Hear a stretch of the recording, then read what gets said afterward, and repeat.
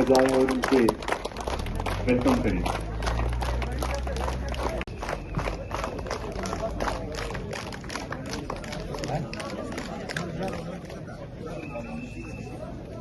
नरेंद्र गुप्ता जी, आदरणीय chief executive councillor Kargil doctor Mohammad Jafar Akhun, respected guest, उलमाए-ए-दीन, बड़े बुजुर्गान, पश्चिम के प्यारे गाँव वासियों, युवा साथियों, अस्सलाम वालेकुम, नमस्ते। ये आज मेरे लिए गौरव की बात है कि हमारे पूरे गांव की ओर से यहाँ पर उपस्थित होकर हमारे मुख्य अतिथि का स्वागत करता हूं।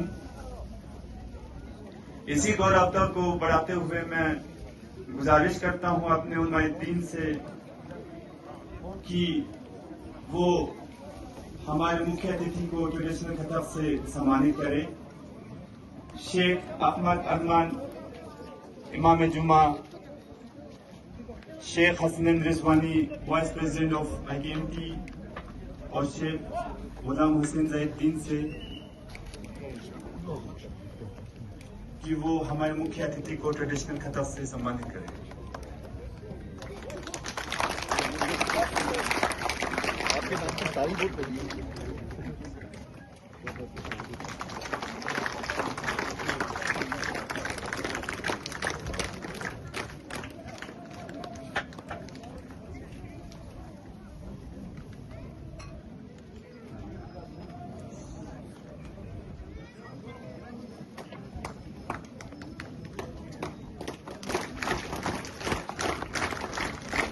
मैं गुजारिश करता हूं chief executive councillor Kargil doctor Mohammad Jafar Akhun से कि वो हमारे मुख्य अतिथि को ट्रेडिशनल खिताब से सम्मानित करें।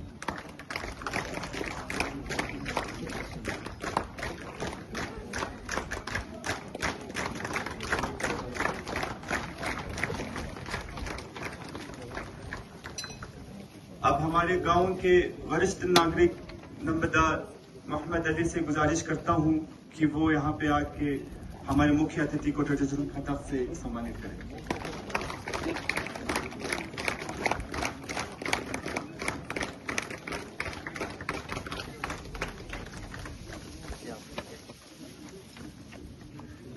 मैं गुजारिश करता हमारे इस ऐतिहासिक गांव में आपका आना सिर्फ एक कार्यक्रम नहीं बल्कि एक आशा की किरण है।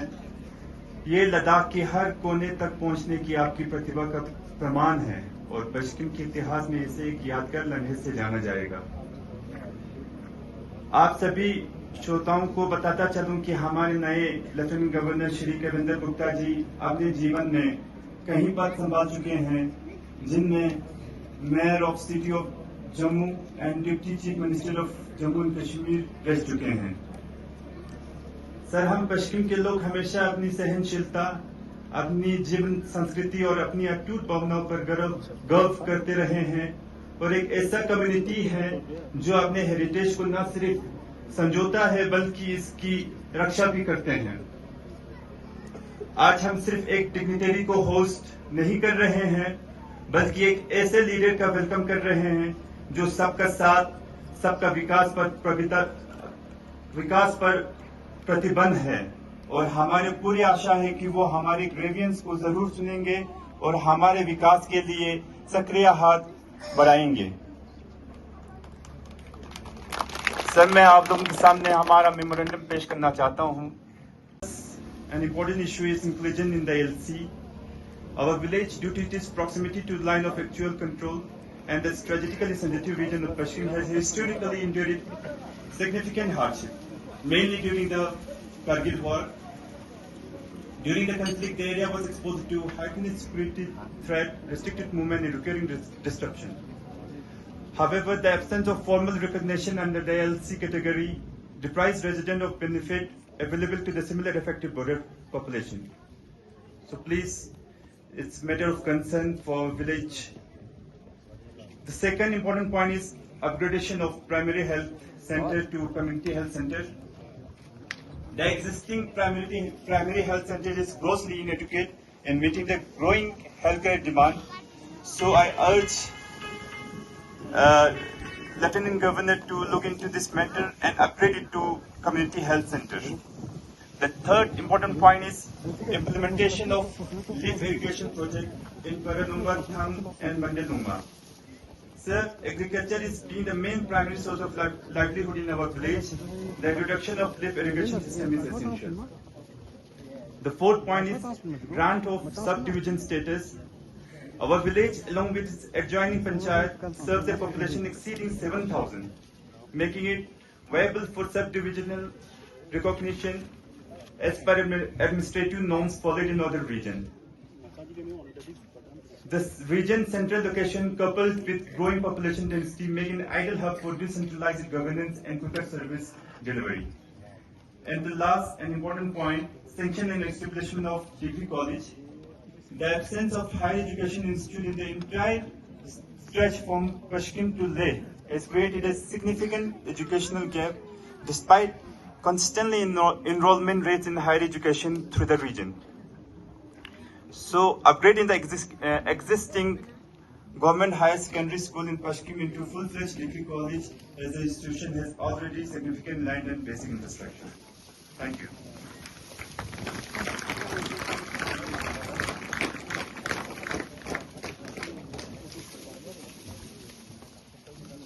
उसके बाद में स्पीच के लिए आदरणीय एग्जीक्यूटिव काउंसिलर काचो फिरोज खान से गुजारिश करता हूं कि वो मंच पर आए और अपना स्पीच पेश करें।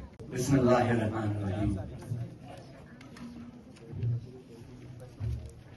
Honourable lieutenant governor Kavinder Gupta ji, हमारे honourable chief executive councillor doctor Jafar साहब, हमारे एग्जीक्यूटिव काउंसिलर जाकिर साहब, हमारे उलमाए किराम शेख हसनैन साहब, शाह गुलाम हुसैन साहब और शेख अहमद साहब, हमारे बहुत ही यंग एंड डायनेमिक और बहुत ही होनहार डिप्टी कमिश्नर राकेश सर, हमारे लॉ एंड ऑर्डर के प्रोटेक्शन देने वाले बहुत ही सीनियर ऑफिसर एसएसपी साहब, राम साहब, हमारे यहाँ पे सिविल सोसाइटी के जो मेंबर्स हैं, पर्टिकुलरली जो प्रेसिडेंट्स हैं हमारे अल हिलाल के, अल मुंतजिर का और यूथ पश्चिम का, और साथ में हमारे जितने भी यहाँ पे डिस्ट्रिक्ट ऑफिशियल्स हैं और हमारे बुजुर्ग खवातीन और प्यारे बच्चों, अस्सलाम वालेकुम जुले।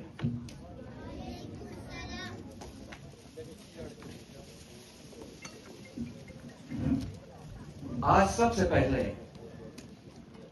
उस शख्सियत का जो हमारे बीच में तशरीफ रखे हुए हैं, हमारे लेफ्टिनेंट गवर्नर कविंदर गुप्ता जी का, मैं अपने एंटायर कॉन्स्टिट्यूंसी जिसके अंदर में आंदो, संस्था, पश्चिम और बाकी ऊपर के इलाके जो हमारे तसाका, रिकूब से, स्कंबो, बेसबुल से, सारे इलाके के पब्लिक की तरफ से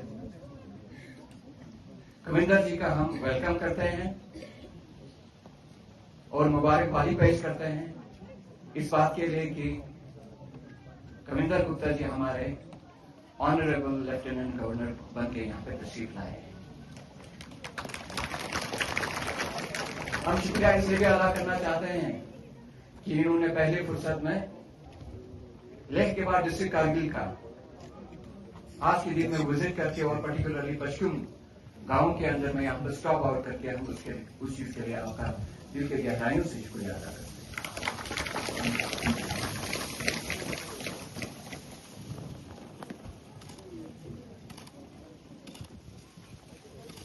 जब हम सबों ने सुना डिस्ट्रिक्ट कारगिल के अंदर में कविंदर गुप्ता जी का हमारे यहाँ पे लेफ्टिनेंट गवर्नर के तौर पर प्रपोज हुआ और उनको फिर यहाँ पे अपॉइंट किया गया, तो सबों के दिल में एक खुशी की लहर थी। वो किस लिए आवाम की जानकारी के लिए मैं कहना चाहूंगा कि जो शख्सियत हमारे बीच आज तशरीफ रखा हुआ है, एक ग्राउंड के साथ, जमीन के साथ जुड़ा हुआ एक शख्सियत है। ये बड़े बड़े पोस्ट पे ही नहीं, लोगों के दिल में राज करते हैं। ये सिर्फ लद्दाख के राजभवन में ही हमारे दिल में भी राज करेंगे, उसका पूरा उम्मीद है।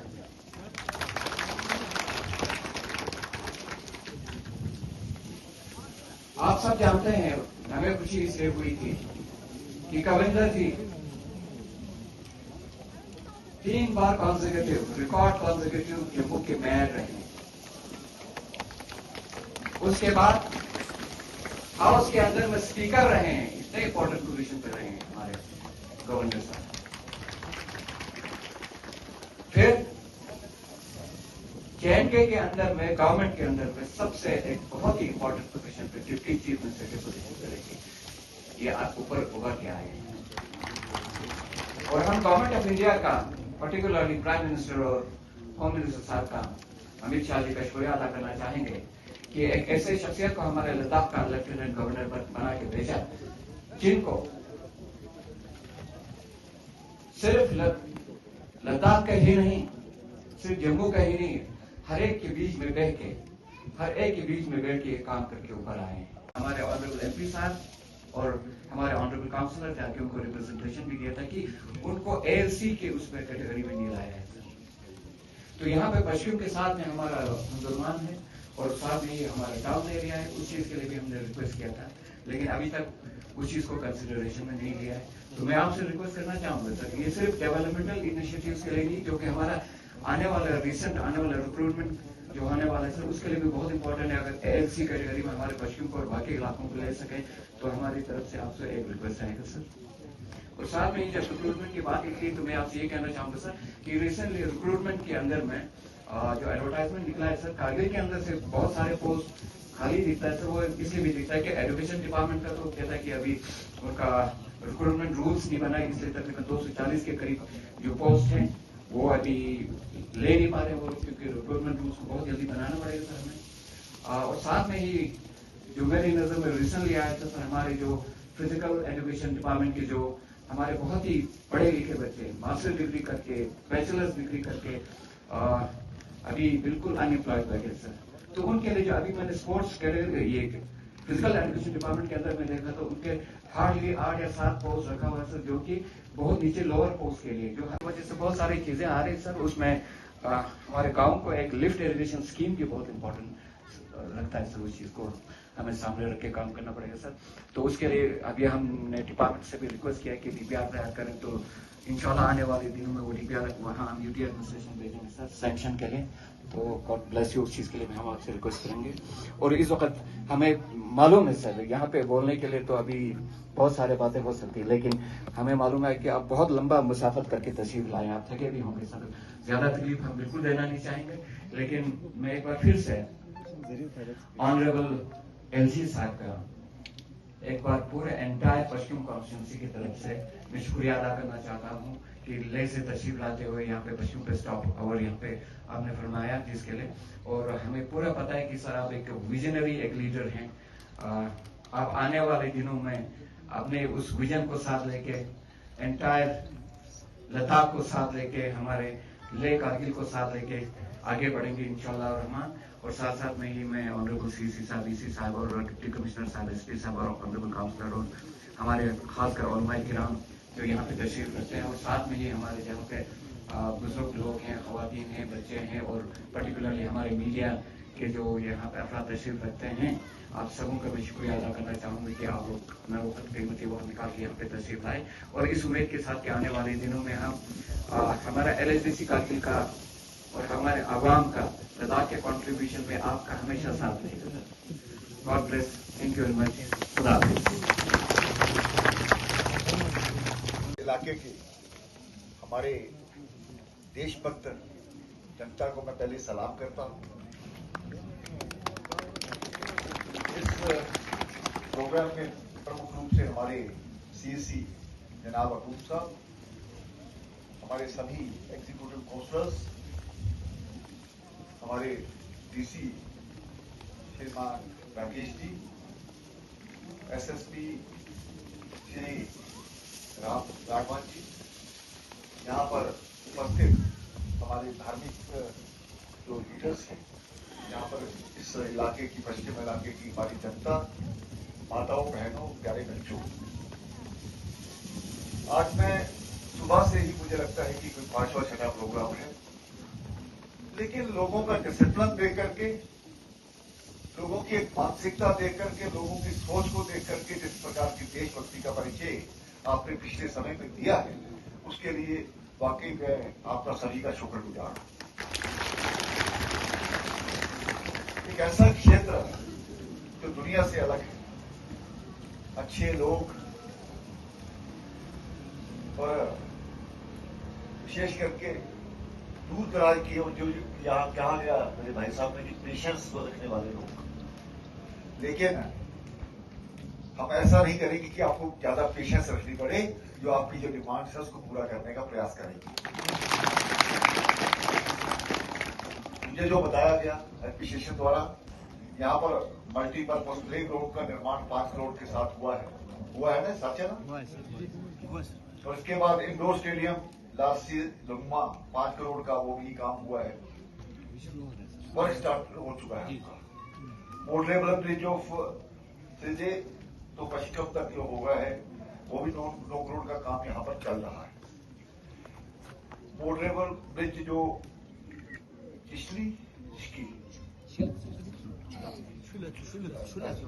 हाँ, तो इसका भी 2 करोड़ का काम कंप्लीट हो चुका है, और इसके साथ लिंक रोड जो एयरपोर्ट की तरफ है, उसका भी 9 करोड़ का काम हो रहा है।